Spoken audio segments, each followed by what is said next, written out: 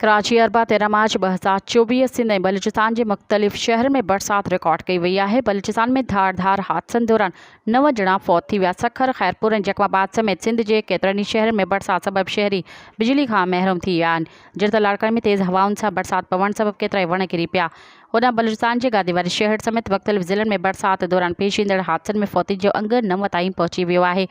सूबाई disaster management authority (PDMA) तरफ़ां जारी कल पधिराई मूजिब 27 फरवरी खां 12 मार्च ताईं कोयटा समेत मुख़्तलिफ़ ज़िलनि में बरसात ऐं बर्फ़बारी जो सिलसिलो जारी आहे, जंहिं जे नतीजे में 250 घर मुकमल तौर ते तबाह थी विया।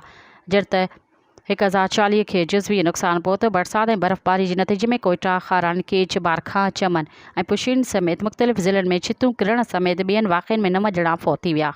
मज़ीद ख़बरनि ऐं तफ़सीलात लाइ विज़िट कयो असांजी वेबसाइट www.awamiNewsHD.com ऐं ॾिसंदा रहो अवामी न्यूज़ HD।